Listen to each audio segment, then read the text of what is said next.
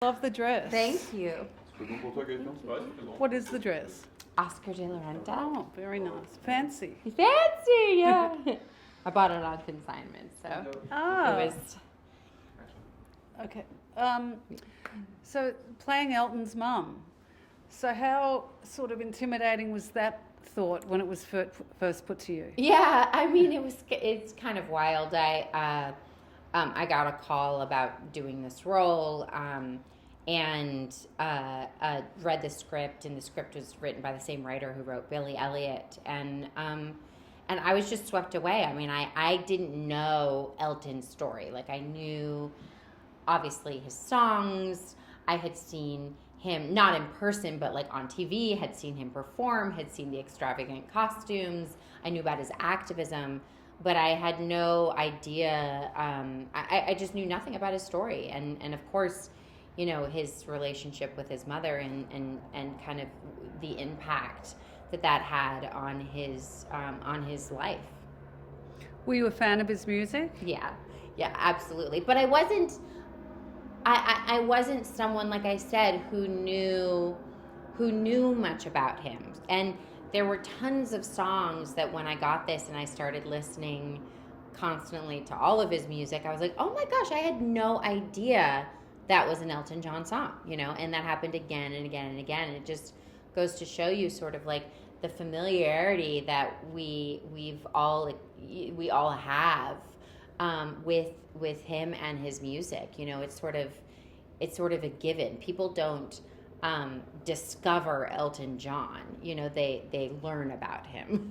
And so, yeah. What's your experience been like at Cannes? It's so glamorous, and the premieres, you know, those steps. Yes. Are so iconic. Yes. What was that whole thing like? And have you done a Cannes premiere before? I've done a couple of Cannes premieres before, but sort of a long time ago. My second film that I ever did was here, and that was when I was like 23 years old. So, and I'm 38 now. So it, I mean, Cannes is really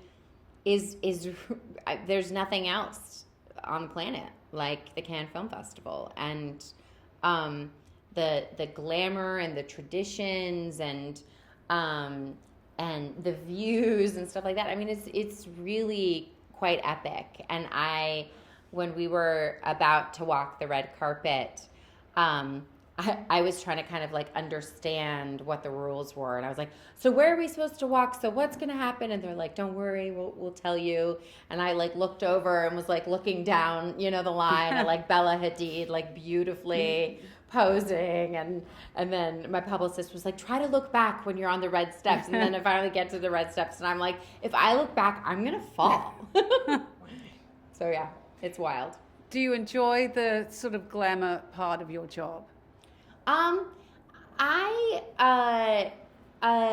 It's, you know, sure.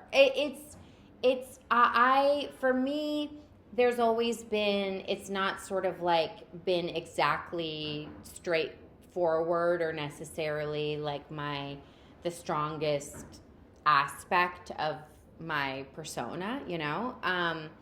But it's definitely a privilege to get to work with people that make you look way different than you ever look or could ever make yourself look. And then with the clothes and whatnot, for Cannes and for actually my entire press tour for Rocketman, I'm only wearing secondhand clothes. So I didn't buy anything new, and I'm not working with a stylist or anything. So that was really great, because sometimes I feel with the glamour and whatnot, it can get really over the top, and it's not really sustainable in general, you know, and particularly for me, because I would actually buy my clothes rather than borrow from stylists, because I'm not sample size.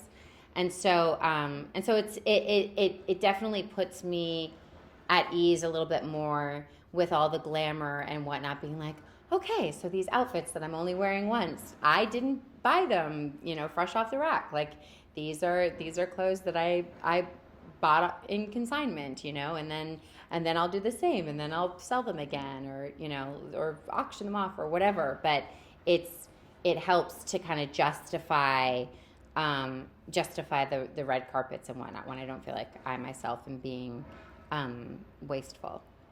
That was a long answer for your question. It was a good answer. Thank you. Thanks.